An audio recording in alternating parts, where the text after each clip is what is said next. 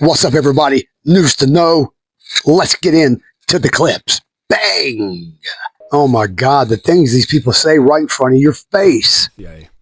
Well, before we say Hollywood was created by the CIA, I guess I should clarify because, first off, you guys do know the Pentagon has a budget for film. Like there's a whole department in the Pentagon. Know that. That's a fact. There you go. That's all you need to know. There's an entire department in the Pentagon. They get involved with films, and they get involved with films for the purpose of propaganda. They always have. Hit certain people, and this was before we called things promotion and marketing. You know what I mean? That's Hollywood is not really there to entertain you. Like, that's great that that happens, but propaganda is something that is important to all civilizations. What movies have I they should have produced? said Pentagon instead of CIA. Tons of them. I should show you the list. You should pull it up. It's Google it right wild. now. Yeah, Pentagon please. Department for Hollywood. Tons of them. I have to Even report this. Transformers.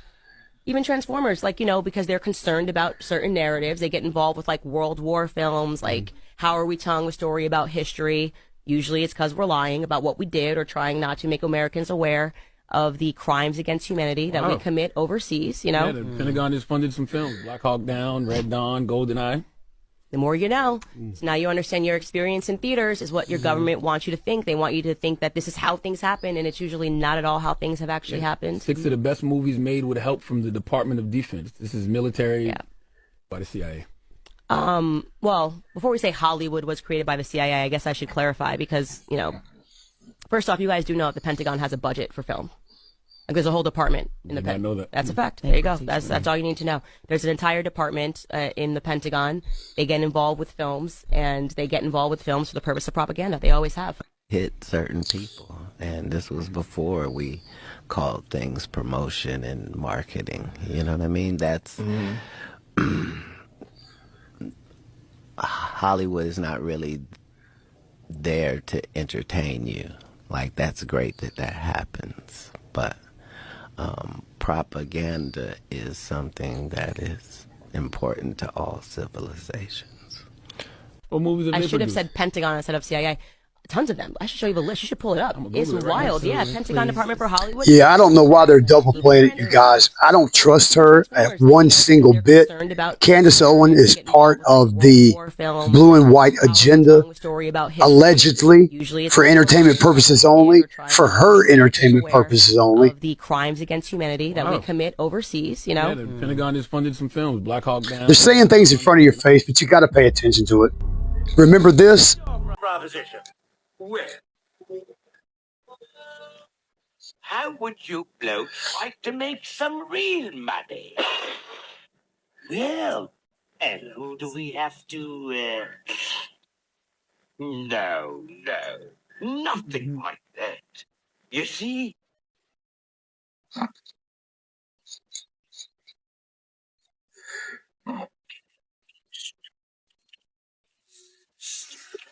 Boys, you know that this idiot wants one yogi from school.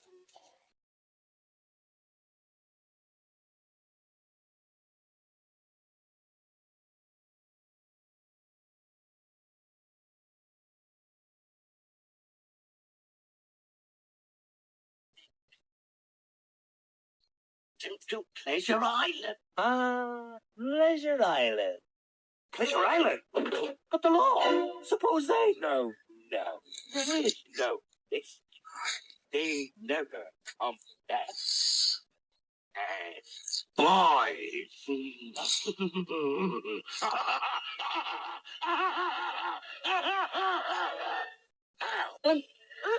But Mr. Honest John gave me... Me neither. But they say it's a swell job. No school, no cops. You could tear the joint apart. And nobody says a word.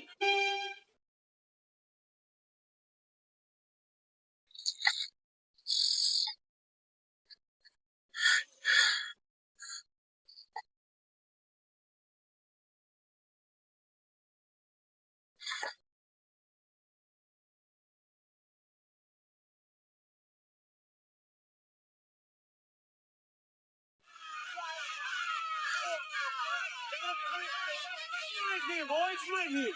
It's okay. 5 new Migos and ice cream. Eat all you can. Be a glut. Stuff yourself. It's all free, boys. It's all free. Hurry, hurry, hurry, hurry. All right, then. Come to it, you blokes. Come on, come on. Shut the doors and lock them tight. Now get low and get the crates ready. Give a bad boy enough load, but he'll soon make a check off of himself. We haven't got all night. Where'd all the donkeys come? Come on, let's have another. And what's your name? Okay. You horse will take twice. All right, next. And what might your name be? Alexander. So you can talk. Yes, sir. I want to go home to my mama. Take him back. He can still talk. Please, I don't want to be a donkey. Let me out of here. Quiet! You boys have had your fun. Now pay for it. Boys? So that's what... Pinocchio! Oh my God, right in front of your face. It looks like you're in a studio, maybe in Omaha, Nebraska or something. The shot is so clear. Is this a hoax? Are you really in space still? See the hair? See the hair? Oh yeah, we see your hair, and we can totally see the hairspray that is quite obviously in your hair. But that's not even the worst part of this video. Now keep your eyes right here. He obviously pulls on something, a wire harness, something.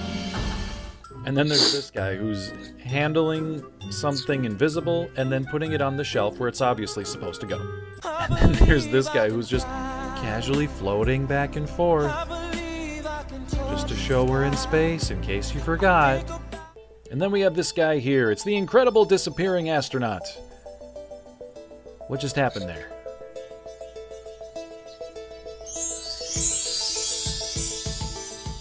Now this astronaut is looking like he's trying to demonstrate something, so he goes to pull out a screw and drops it. Looked like some real gravity to me right there. In the first Mission Impossible movie, wearing a harness. Oh no, it's just an astronaut wearing a harness.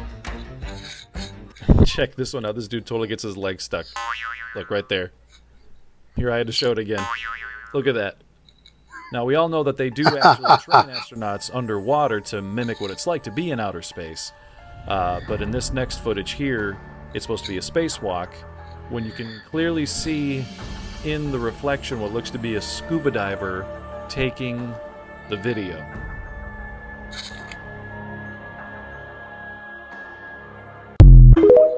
Wow. You guys. They sedated you. Yes. Yeah. What was the thought process behind it? When you talked to a doctor about this, what did they tell you was wrong with you? They told me I was bipolar.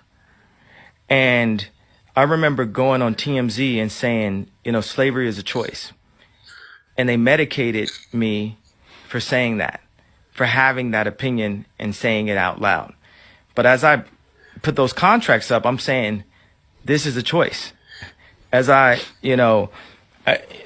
you didn't mean people being abducted and brought into slavery and put into chains was a choice. What you were talking about is people making decisions that would enslave them financially and enslave their life. Yeah. But it was taken out of context, and it was taken in the least charitable way, and they decided to try to say, look at crazy Kanye, look at this shit he's saying. Boy, I run into that all the time. Listen to that crazy stuff he's saying. Here's another conspiracy theory. You've seen all the grainy footage of nuclear test blasts that you've Sure. with the mushroom clouds, and there are always these grainy things, and there's all these like little houses lined up and these little trees lined up, and then it blows everything down. Yeah. Okay. So here's the question, right? So what happened? Okay, this is great. Okay, you'll love this. So what happened to the camera? You son of a bitch. How is that happening yet the camera is like totally stable and fine? Oh my god! And by the way, and the film is fine. The radiation didn't cause any damage to the film. Oh my god! And by the way, okay, we'll do this one. We'll do the loop one more time here. Let's see the car. The car's right behind the house. It just showed up. Oh, okay. it just showed up. So wait a minute. First of all, it wasn't there. First of all, where the car comes from. Yeah. No car. Second is, does it really look like car? A real, does that look like a real car? That's insane. Is that a house or is that like is that a 12-inch scale model? What? Right. Oh, that does look fake. There's also the camera didn't move at all either. You know what it looks like? It looks like the smoke is too big. Watch when it hits. Like the volume, like the size of it, it looks small. I mean, you know what I'm saying? I mean, it looks like we're looking at something that's like a few inches tall. If you watch like making of Star Wars, any of the any movies before CGI, whenever they do anything like that, it's always with these tiny models. Yes. Yeah, this looks fake as shit. This is another one. It's like, okay, what the camera's fine. Like, that's hilarious. Oh, this is good. Crazy. Just crazy. Let's get right into it. Number 10. The untraceable assassination weapon. Imagine you're at a busy cafe in the 1970s. You feel a tiny sting, like a mosquito bite. By the time you look around, there's nothing to see. A few hours later, you're dead from what looks like a natural heart attack. This was a real weapon developed by the CIA in 19... Keep it in mind, you guys, all these conspiracies you're getting ready to see, every single one of them was still for someone's entertainment purposes. Not yours, but absolutely true. With proof. Let's get into it. 1975, Congress held hearings about this weapon. They even brought the gun to show everyone. The gun fired a tiny dart made of ice. This dart was smaller than the tip of a needle. Inside the ice was a super potent shellfish toxin. When the dart hit someone, it melted instantly. The toxin would cause a massive heart attack, and the evidence literally melted away. The only trace left behind was a tiny red dot, smaller than a mosquito bite. Even if someone found the mark, it just looked like the person got stung by something. During an autopsy, the toxin was nearly impossible to detect. It was the perfect weapon for making murder look like natural causes. The truth only came out because of a church committee investigation that accidentally stumbled onto it. The CIA had to admit it was real, but they never said how many times they used it, or if they still have these weapons today. Number 9. The city-sized germ test. In 1950, the U.S. Navy secretly sprayed the entire city of San Francisco with bacteria. They called it Operation Sea Spray, an experiment to test how vulnerable American cities were to biological attacks. They filled giant sprayers with Serratia marcescens bacteria and blasted it into the city's fog. The bacteria spread through nearly all of San Francisco, forcing 800,000 residents to inhale it. The military celebrated their successful test, but things quickly went wrong. Doctors at Stanford University Hospital started seeing unusual cases of serious urinary tract infections. The cause was Serratia marcescens, the same bacteria used in the test. One patient, Edward Nevin, died from this infection. His grandson sued the government, but the court ruled national security was more important than one death. The government didn't stop there. They conducted similar tests in 239 other cities. This remained secret for decades until 1976, when the truth finally came out. The government had turned its own citizens into unwitting test subjects for biological weapons experiments. Number 8. How sugar barons paid scientists to lie. In 1967, sugar companies faced a crisis.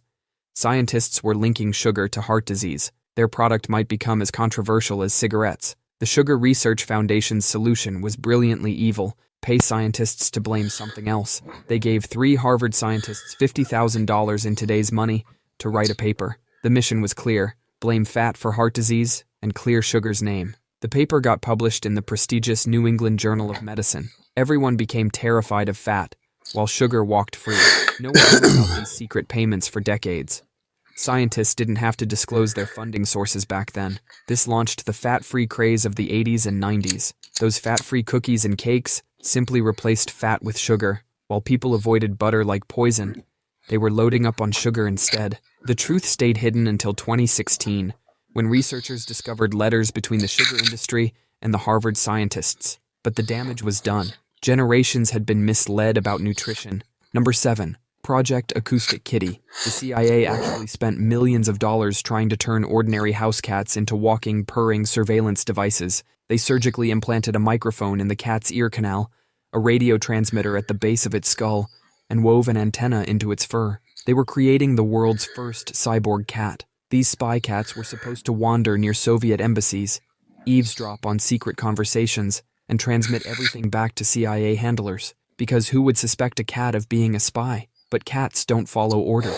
The CIA learned this the hard way during their first field test. They took their specially modified cat to a park outside a Soviet compound, released it from a van, and watched as their $1 million spy cat immediately wandered into traffic and got hit by a taxi. Their first spy cat lasted about 5 minutes before using up all 9 lives at once. The official CIA document about this failure is the most expensive "my cat got run over" story ever written. One agent wrote, "Our final conclusion was that cats are not very good at following instructions," and the CIA actually declassified documents about Project Acoustic Kitty in 2001.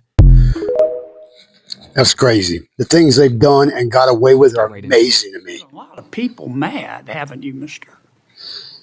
Patel? Seems so, Senator.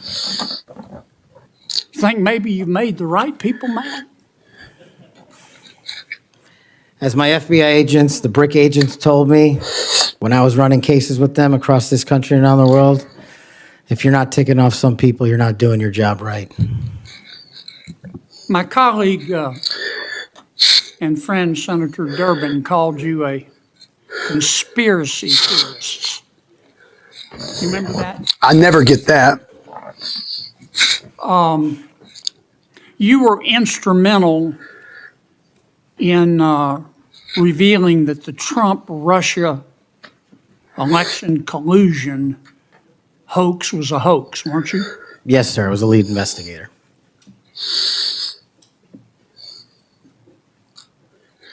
So, what do you have to say about that? To get some new conspiracy theories, because all the I know that's right. be true.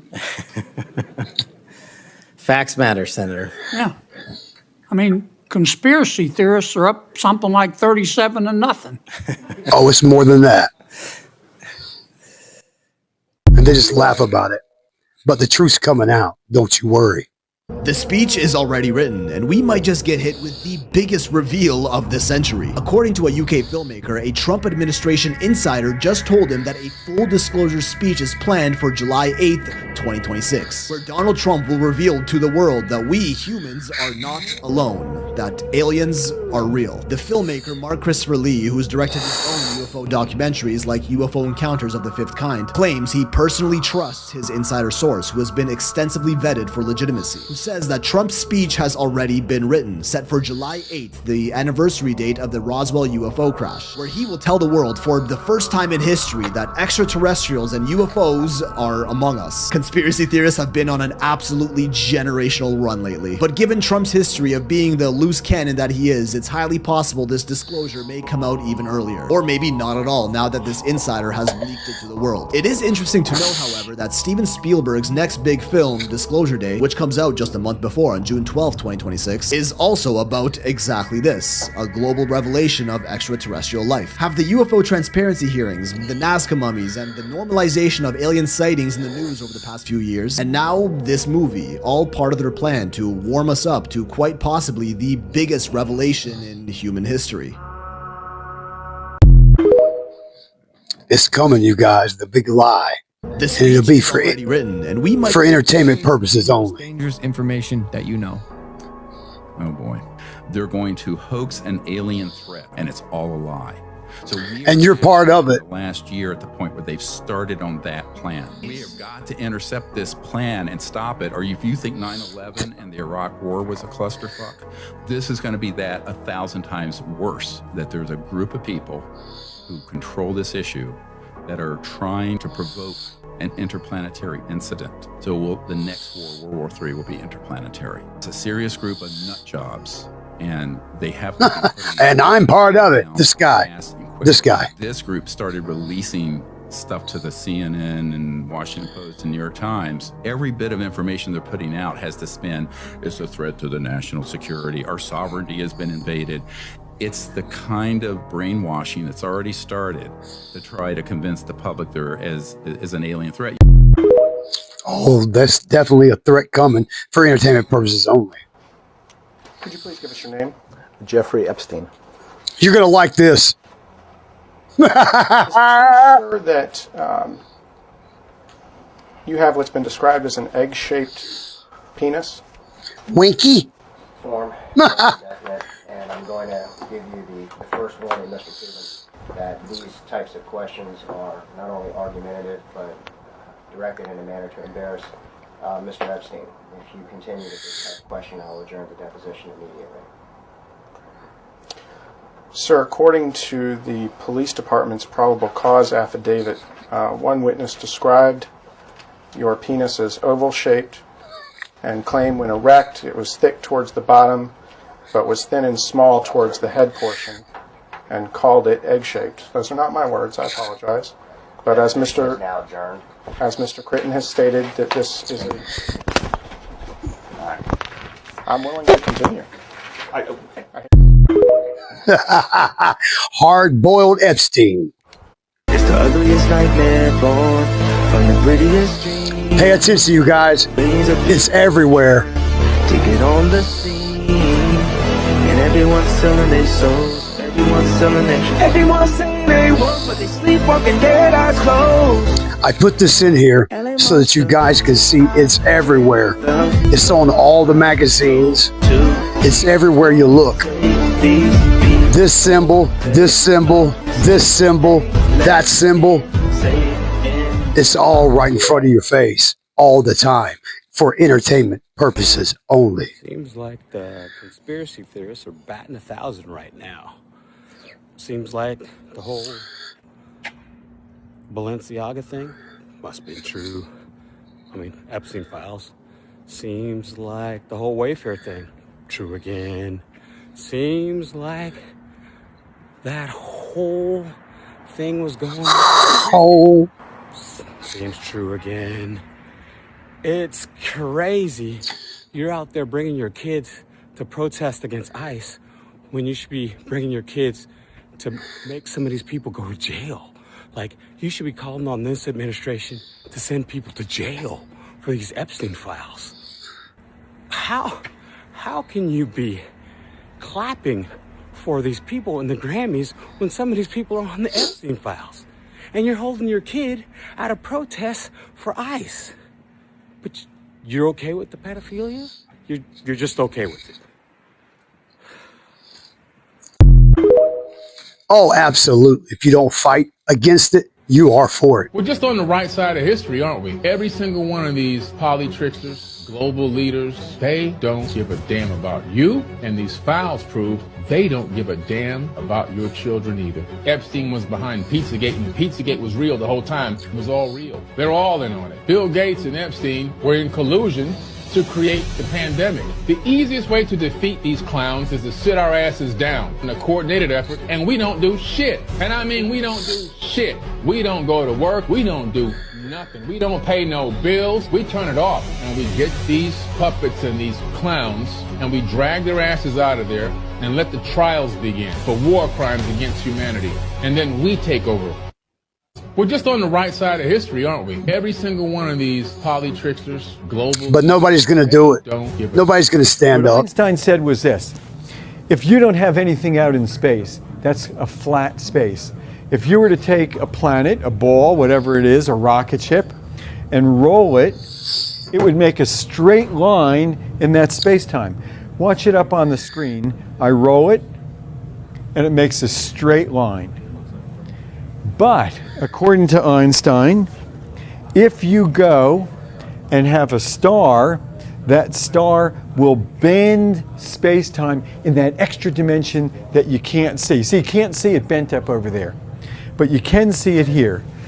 And that bent space-time, if you roll the ball, see, now it looks like it's going around and around that planet. So according to Einstein, there is no connection between the star and the planet. What you have is the star bending the fabric of space.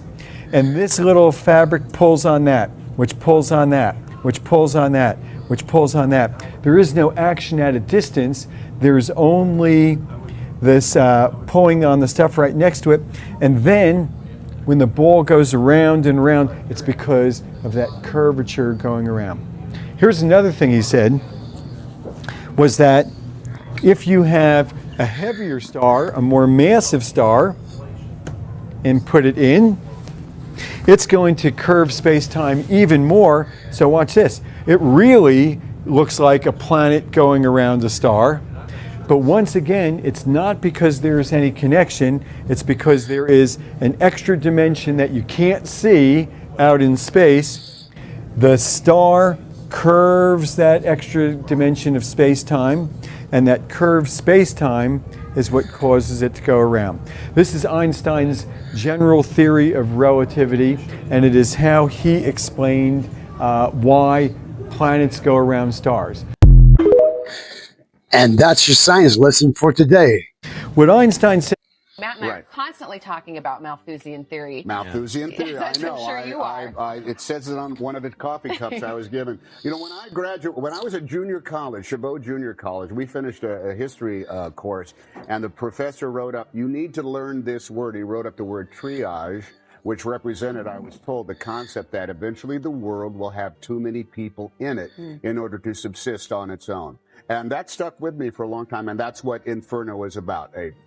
The quantum physics of overpopulation. In an instant, there could be too many people on the planet Earth, and actually the math does add up. The World Health Organization has decided that we have 90% too many people.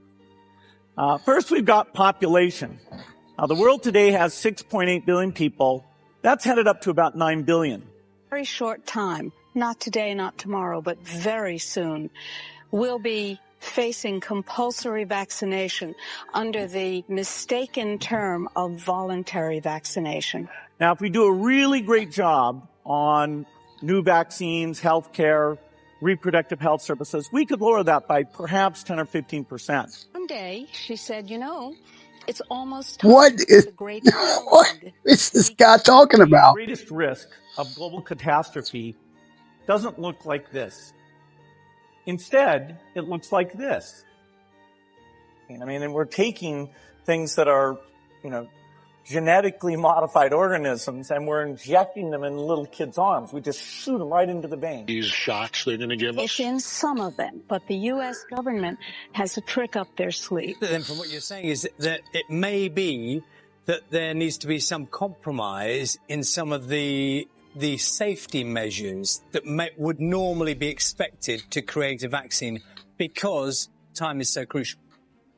Well, of course, if you want to wait and see if a side effect shows up 2 years later, that takes 2 years. So in 2003, I had a patient in my drug-free medical practice who was a head of state. She said, it's almost time for the useless eaters to be culled. And she said, those are the people who are consuming our non-renewable natural resources. If anything kills over 10 million people in the next few decades, it's most likely to be a highly infectious virus.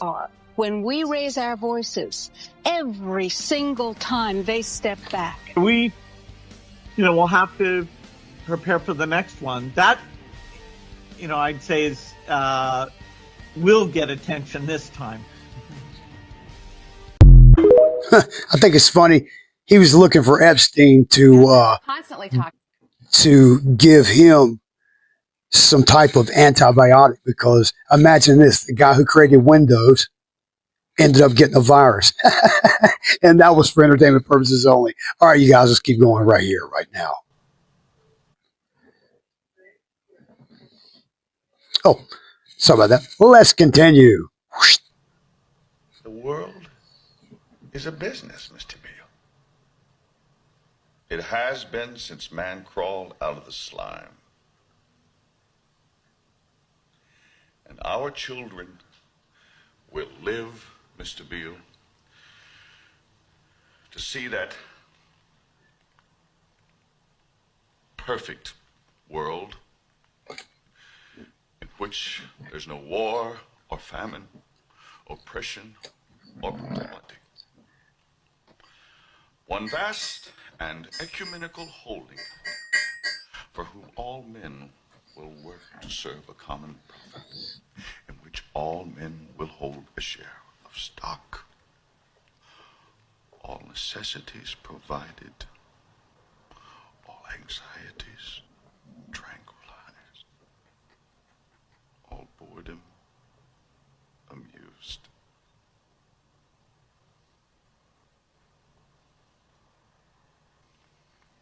And I have chosen you, Mr. Beale, to preach this evangel.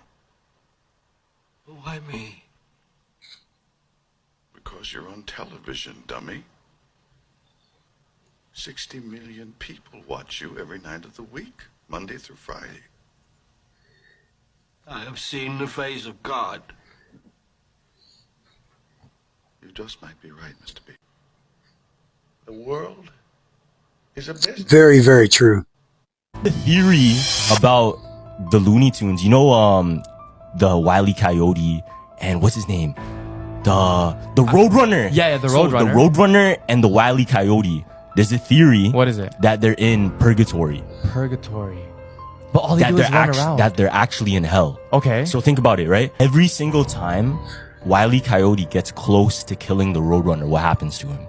He doesn't succeed. Okay. And he fails in ways that are almost supernatural. Like he would cut the bridge, but the mountain would fall. But the bridge would stay up. Okay, so the theory goes that even the technology that he uses, the different Acme, you know that brand Acme, he always has like different rocket launchers, different works. tanks. None of it works. So there's actually a deep meaning behind the whole show. Okay. And it's actually to represent the fall of man due to technology and the addiction to technology. Because if you bag it, deep? Yeah, because if you bag it, he's addicted to keep on trying to catch this Roadrunner even though he fails and trying new inventions, see which one works, which one works, which one works. Yeah. But he never makes it. It's almost like his life is in a limbo of constant failing, constant pain, and that's literally hell, right? Yeah. But there's also another theory that the Roadrunner isn't just the Roadrunner. What is he? But he's actually the CEO of the Acme company. So that's why they're like testing all of these. Oh, so this whole the thing weaponry. is just a test. Yeah, so that's what it could be too. Okay. Honestly, the Roadrunner might just be the simulation of it. The whole thing's a simulation just to test the products. And Wiley himself might just be like a clone that they keep just using. So he gets packed up, they just send in another Wiley to keep testing the because there's I don't think he dies, right?